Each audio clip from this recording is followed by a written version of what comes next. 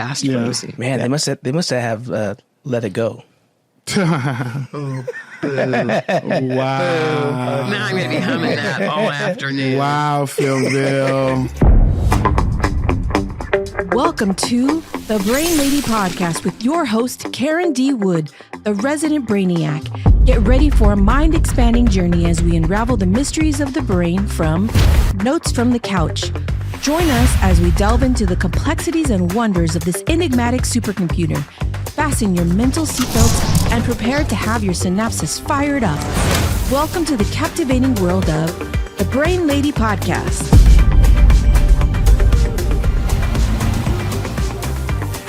Hello again. My name is Karen D. Wood. I'm a licensed clinical social worker coming to you from the ever-expanding and exciting PodcastLair. And we have co-host Jermaine. Yes, Jackson. We are back in the studio. Super excited to be back here with PhillVill, with Mrs. Wood. We are ready to jump into another Notes from the Couch. What's the topic today, Wood? The topic today was not actually a note from the couch in my office. It was from a picnic table. Okay. Camping. Nice.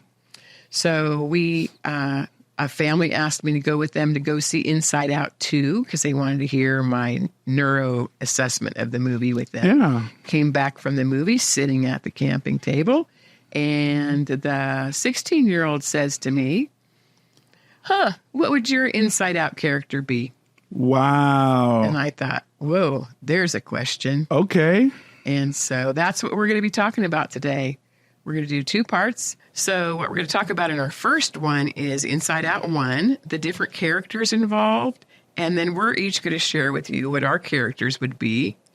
Because I've been sharing this with clients in the last 2 weeks, and we've been having a lot of fun with people coming up with their characters. So we're creating our own character. If the filming of Inside Out could be in our minds.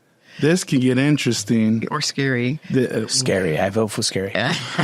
Phil votes for scary. Because I don't know if they would film an Inside Out Karen. It would be. Yes, it would be nice, though.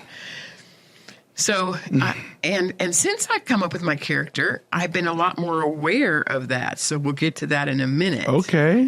So let's just review. Phil's going to put on the screens the Inside Out characters. And we are just going to talk about, for those of you who haven't seen Inside Out or need a review, here is your video review of the movie Inside Out. Inside Out. So it was the producer's daughter was turning 11. Mm-hmm. And he wondered who on earth she was becoming. So what are all these things going on in her brain? We got a brain on the screen. And so he decides to talk to people and turn 32 some emotions into 5 emotions. So here's joy. So on the screen is joy. And they did a really good job of making her the only character that's effervescent because they decided that joy could not be contained. So joy, but in the first movie, it's beautiful because Joy is not the hero of the show. Right. She actually shows her own weaknesses in that she doesn't want sadness anywhere near her. So sadness is the next character. Sadness is marvelous because she just is done sometimes. She's just done. She sounds like me sometimes. There's just a wonderful scene where sadness...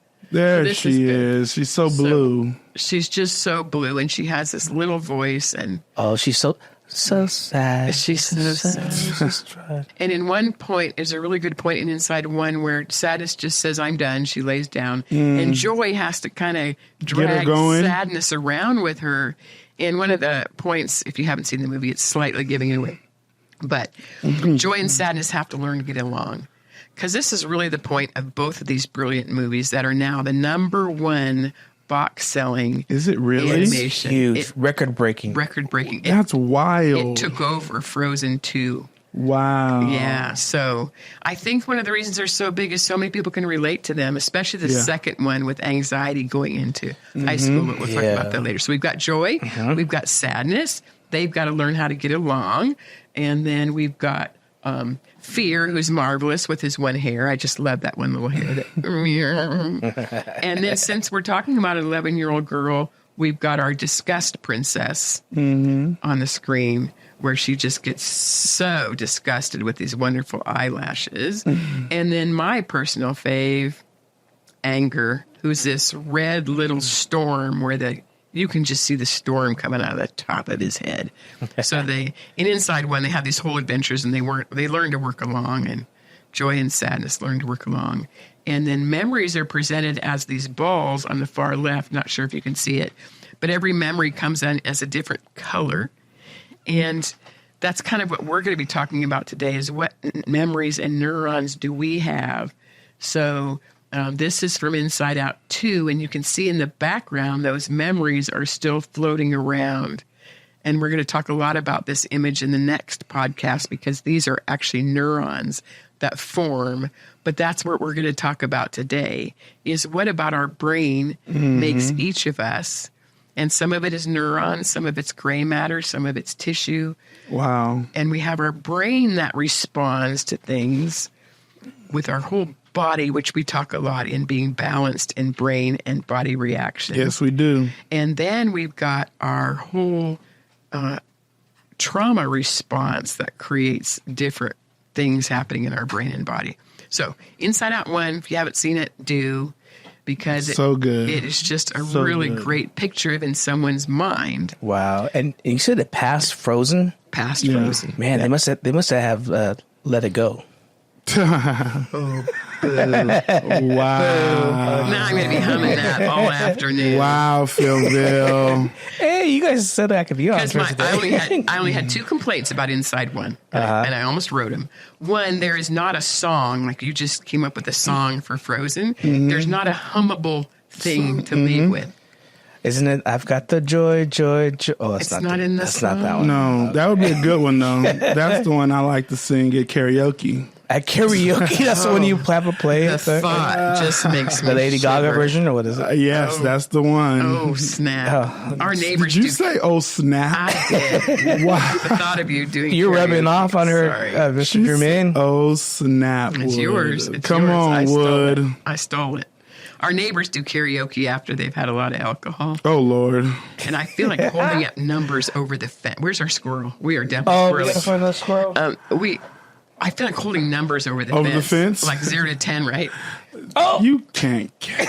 Well, I was trying to look at you, and here comes a squirrel from my That side. was a flying squirrel right into your hands right there. That's like, okay, another squirrel. That's like after Russell had his strokes, and he has this optometry visit to try to figure out what's gone on in his brain. He says, well, you've lost a lot of your upper field of vision.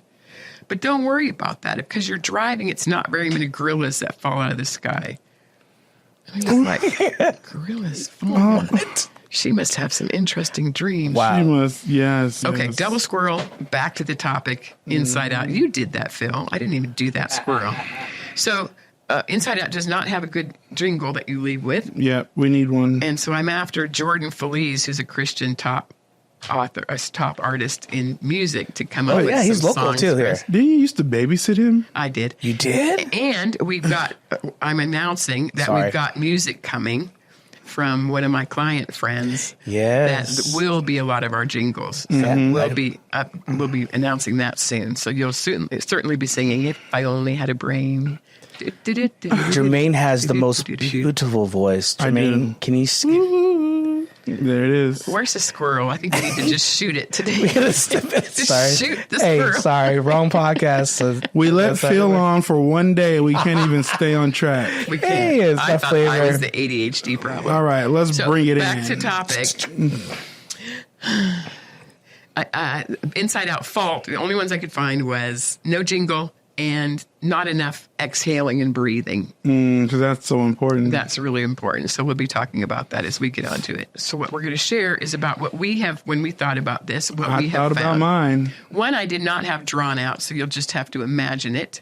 Is remember how we talk about that sliding scale of 0 to 10? Yeah. And we write it on paper all the time. I would just be a ripped out piece of paper, cute little sandals, little hair over the top. 0 to 10.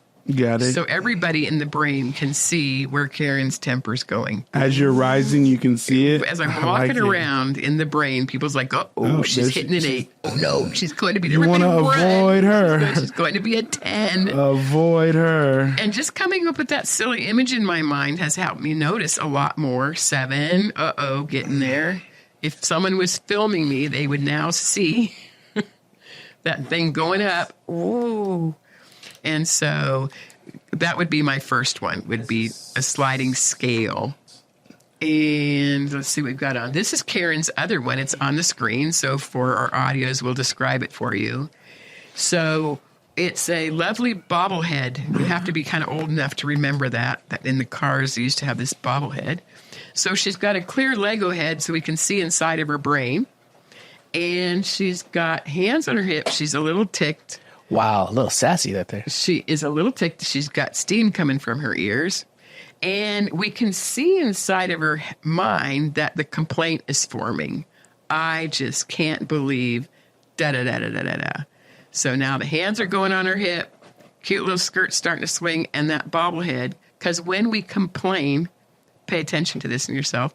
When we complain, we really do start to go sideways with our heads. It's one of the body image things you can keep an eye on. If you're talking to someone, they're going like this. We are way off into complaint. So my inside out character would be walking around, and you would be able to tell from how much that head is bobbling how big my complaint was, which is not my best state of mind. Wow. Okay, that's yours. So how long did it take you to draw that? I've been doing this all week with clients. So that was I'm not a cartoonist, as you'll be able to tell as we go over these. Right. But you got some new talents you're revealing here. No, not exactly. But we do know what a Lego looks like, so that was kind of easy to start with. We have done a little bit of squirrel bantering here and showed you my complaint if I was being filmed in Inside Out, and the sliding scale, what that would look like. So let's talk a little bit about the neurology, which was one of the real points of Inside Out, was to actually literally bring you in the brain. And what's happening is when we have these characters, we've had a habit over time of the neurology of us, our neurons, our gray matter, all those things connecting all of our glial cells to make our personality. So I've had a lot of neurons form to do complaint in my mind about different things, and it can get going really fast. Complaints about a driver, complaints about not who's doing what at home, complaints that I still have to do this thing, it's called being an older sibling. The complaints go really fast. Wow. And yet we have new neurons that we can grow, but we've got to not use these. We've got to lose these things before our new neurons can grow. It's called neurogenesis. Funny word, neurogenesis. And it just means that the new neurons are kept alive by our effortful learning. I love that phrase, our effortful learning. So what we're doing by being conscious of our characters is we're learning, when do they show up? How do they operate? How can I talk back to them? Who else are they joined up with? Like you can hear my complaint character has her friend, anger, really, really close to this complaint thing, because if that gets worse, and sliding scale has that anger little partner, right? So the effortful learning of what we're inviting you to do here is, what is your character? And we'll share a minute a bunch of other people who've shared what their character will be. I think you're going to find it very insightful. But This neurogenesis means that it's a process that involves concentration in the present moment of the experience over some extended period of time. It's important. A present moment experience. I've got to learn to catch my complaint a bunch of times in the present moment. So these neurons, they're not needed anymore. Karen does not need to complain about that driver anymore. I've really been working on that one. The other one I've really been working on is not complaining when a door is locked. I mean, I could have a locked doorknob character. Ooh. I come home with my arms full. I know this is all confession stuff, right? Let it out. Come home, worked a 10-hour day, my arms full. The door is locked. And there goes the sliding scale. Because that means I got to put everything down. And that's now going to be 4 trips. Because, Karen keeps track of things. She does. So I've really been working on, the door's locked. What would I look like if that was a 0, right? So what we're doing by looking at these characters and what the movie was a glimpse of is how can we heal these things?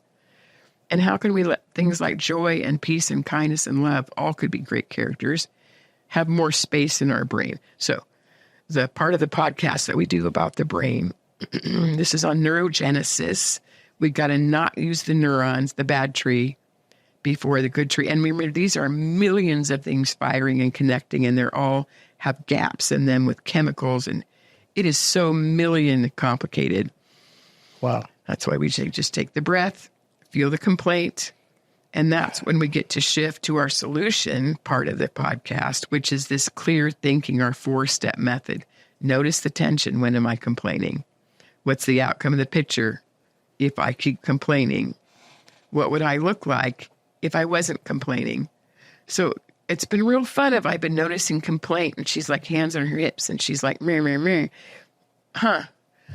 What would I look like if I didn't have to have my hands on my hips with my character? What would that look like? What would it look like if my head wasn't bobbling?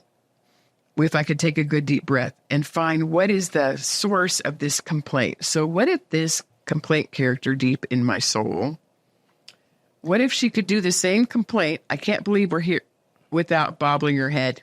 Well, that would bring that sliding scale friend right next door down to a 6. What would I look like if I didn't have to have my hands on my hips?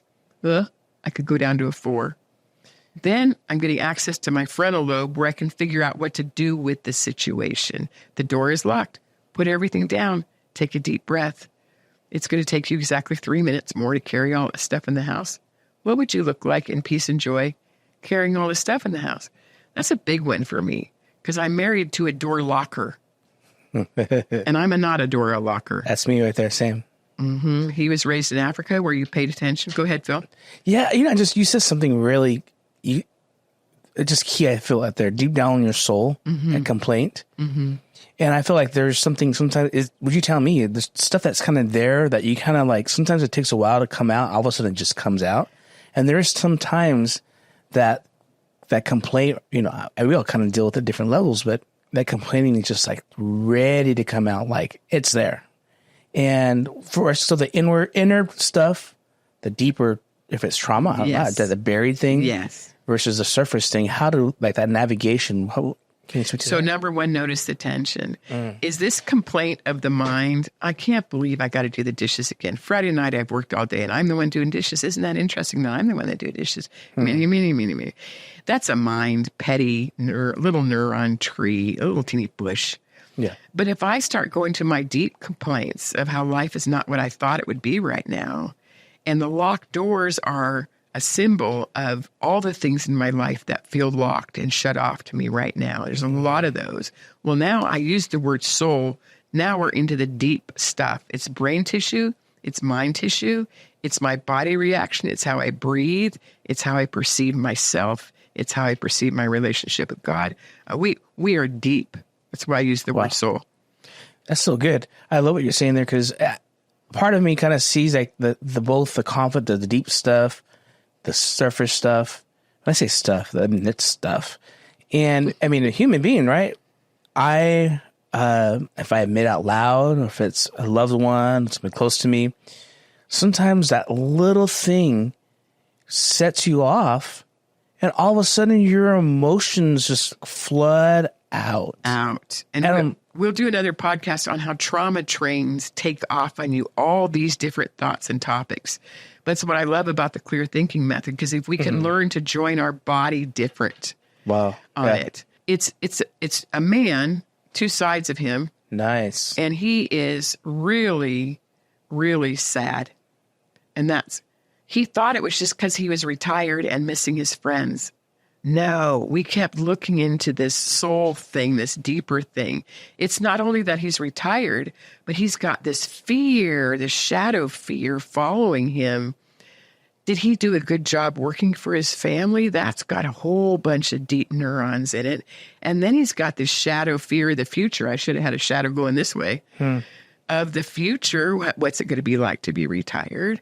and it's catching his whole body. He's finding himself doing these heat flashes, panic attacks. And then I said, wait a minute, I think something else is going on. What else is going on? Oh, his wife, who he really relies on, is not around as much because she's off in Modesto taking care of her parents. So now he's carrying the lament, the sadness of her, and how the fear train, the fear shadow of how they've treated her all her life. Wow. So now he's feeling like his precious wife is back spending more time with them, yet it means he's more alone, and that kicks off his fear of the past and the future. And he thought this was all because he's missing his people at work. So you can see how deep this stuff is. This is real. On this one. That was just this morning, hot off the press. And when I drew this for him, it just caught his breath, because lament is a really good word for much more sadness than just complaint. Wow. It's a heart cry of the soul. Okay, we're going deep in the weeds here. Yeah, this is not a squirrel. This is good stuff. We need a deep weed picture. Yeah. Have you ever heard somebody die or be around somebody who's seeing somebody die when they wail? Have you ever heard that wail? Yes. Let me tell you this. Personally, I've heard it, but I've never knew that I would experience. My mom passed away. They found her, fast forward, they found her dead at work over the weekend. She was missing. They finally came. We said, Philip, get over here right now. Yeah. My dad, I went over there, and I knew it. And the look, I remember collapsing there. And honestly, the wailing, that echoed in the room. And that right there was life-changing. But it happens. That's a really big thing. And lament is near that. It's that much sadness. So you can see how much sadness he carries. And it's not a matter for him just saying, hey, you're missing your people at work. Because we were doing the boxes. You're missing people at work. You're missing the excitement of work. But then we started finding all this stuff. And this is lifelong stuff for him. But the gift of the day is lift up your head, dude. Now you've got time to process it. So I thought he was going to switch to seeing me once a month. He's retired. It's going to be great. Have all kinds of fun. And now he's saying, no, I need to see you every week because I got to figure out what this stuff is deep in his soul. It's not complaining. No. He's not complaining. He's got all these deep sorrows that he carries. Yes, there's validity in the things that we feel. Yes. They're real. They're real because we're in real relationships, and those are real consequences and things that we have to take ownership and responsibility for. And when I hear what you're saying, this just like resonates with me personally. And I thank you for sharing. I've been getting a lot of great feedback of the podcast here of Brain Lady. And it's very encouraging because it reminds me of the scripture. Those of you who are faith believers, don't let your heart be troubled. Neither be afraid. Ooh, there you go. There's so many of them. There's 500 references in the Bible to don't be afraid. And this man is a strong, anchored faith man. But when we get into this depth of the soul, the brain thinks we're in trouble and it will shut down faith access. So he's feeling really bad that he's not doing his faith work. This is too big. So concentrate on this, lift your head. You'll get back to your faith stuff. But this, we only figured all this out because I said to him, what character in Inside Out would you be? That's the only reason we figured all this. I love this series you're doing. This is resonating in America and around the world. And you're bringing practical things into it, and it's working. I love it. And so this guy is part of what happens if we can say, notice the tension. What's the outcome of the picture if I still keep freaking about her parents or retirement or whatever this sad guy has to think about? And then we switch to step number 3. What would he look like with acceptance that this is lament times 4? Or if we put the future shadows, it's really lament times 6. Long exhale there, right? Yeah, I felt that one. Because he's way deeper into soul stuff than just missing his friends at work, which is its own thing especially for men retiring. That's our society hasn't figured that one out yet, how to have a man retire. No. So good. This call to say, my dad's retired, but he's working. He's working. Yeah. Yeah, Russell said, when are you going to retire? I'm like, yeah, let's talk about that in 10 years. So what we're after is for all of us, and that's why we're doing the podcast, is to realize what is our own personal tension. Which is not my best state of mind. What can I actually work on? And the encouragement that that's healing actual neurons. And then the new inside out character gets to show up, right? Like Joy at the end of these, she's just marvelous, right? I really would like to have that effervescent, no edge feeling to how I do the day, right? And because I do Tigger, but Tigger is different than Joy. Tigger has a lot of ADHD energy that actually comes from anxiety. If you study Winnie the Pooh, we'll have to do that, a whole Winnie the Pooh series. So good. What we're talking about is we're inviting people to make pictures of themselves in Inside Out. And so what would it look like if you could do that? So we've asked people in our lives, and Jermaine had to step out a minute, but Phil's jumping in here. Yay. Thank you, Phil. So what did you find out when I said, hey, Phil, what character would you be? What did you find? All right, so on the screen, describe this for audio viewers. So it looks like an actual character from Inside Out. It sure does. For those of you watching, it's an AI image. That's what I do for a living. Cheater. Yeah, so my drawing was AI. But I typed the word, maybe because of what I've been going through recently with another episode for that. But I made a character. This is called Fragile.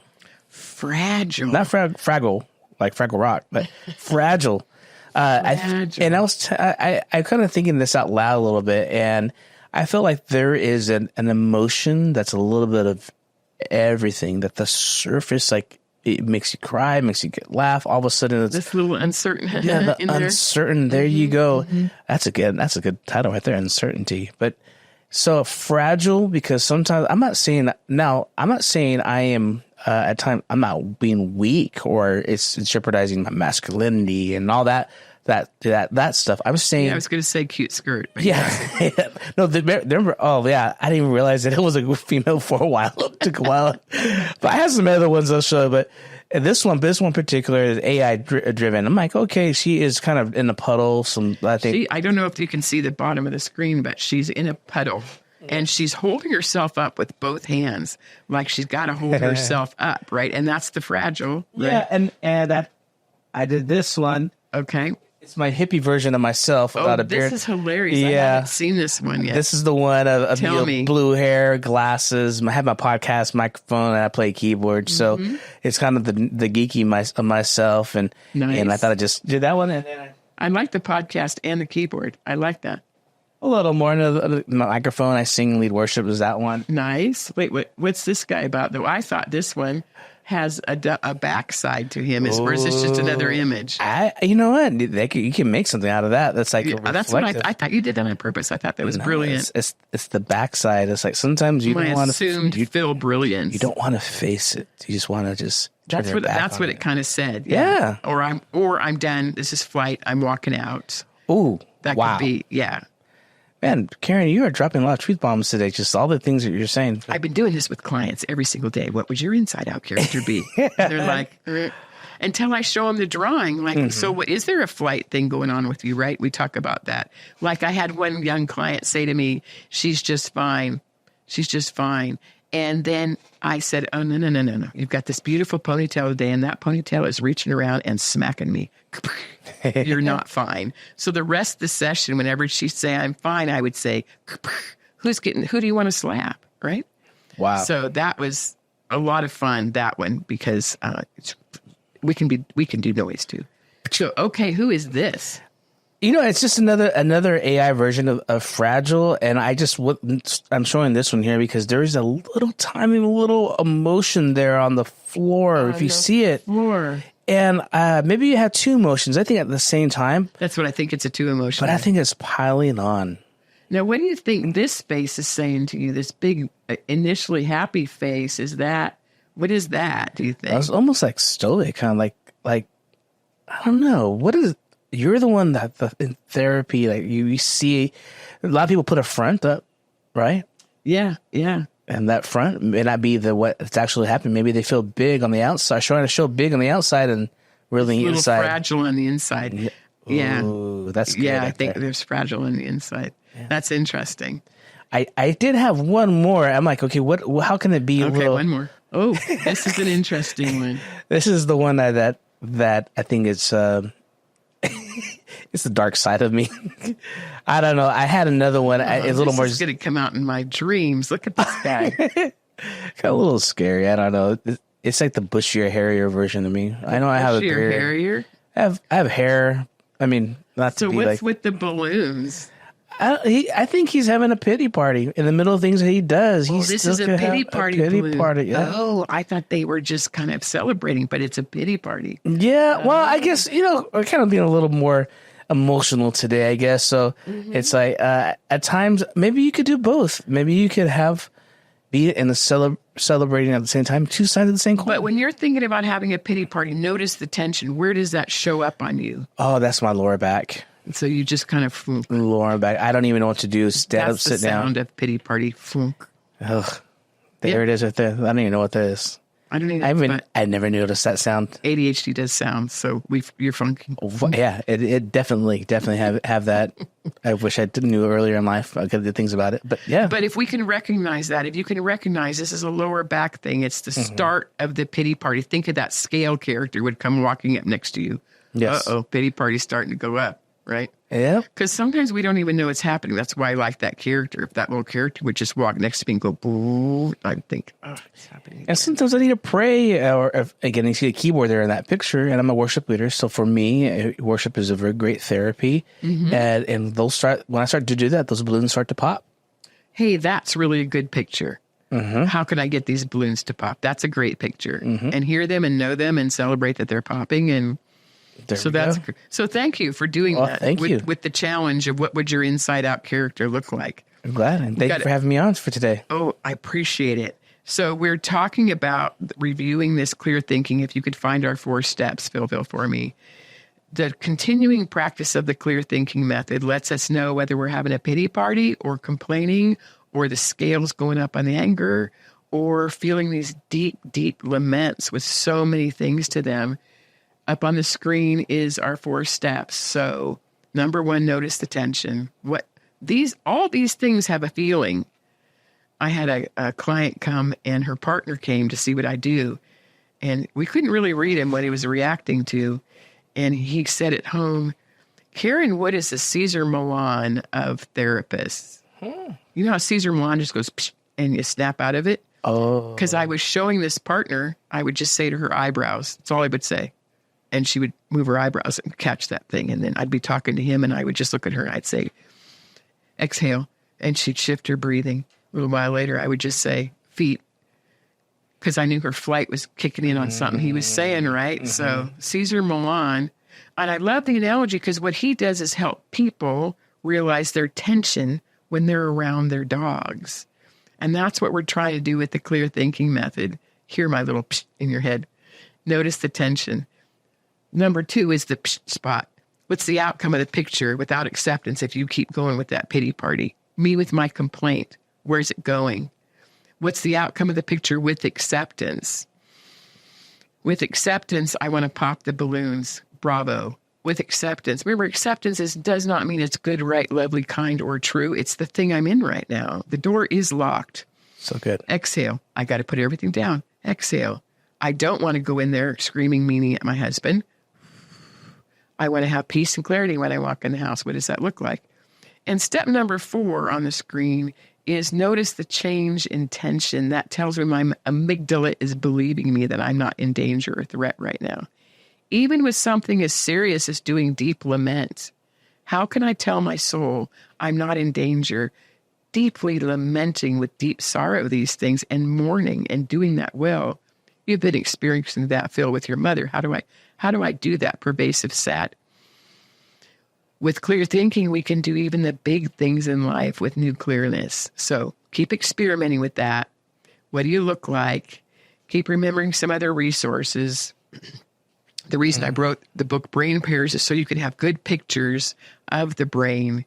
And then you could pray these prayers. Try to think of which one I would tell my lament man to spend some time with. Hear no evil, see no evil. Well, what part of the brain is that? That's my temporal lobes. How can I ask the Lord to help me with all the racing thoughts in my brain? Because they're the memory functions. And that's what we're talking about today is memory makes these neurons fire. Whether it's something petty like a locked door, something serious like I've got Lament Man on the screen, the double lament, either way. So either way, we can say to this brain, the frontal lobe, the temporal lobe, the back, we've got a nice brain on the screen. Either way, we can say, hey, brain, I want to partner up with you differently. Hey, body, I want to partner up with you differently. So really glad you could join us today as we did Inside Out Part 1. And we'll bring you Inside Out Part 2, where we'll show you a little bit more of what other people thought about what their Inside Out characters were. So I hope you have a great day. Stand up straight. Exhale. Yes. Thank you, Phil. Don't forget to like, share, and subscribe. Thanks. See you next time. Bye.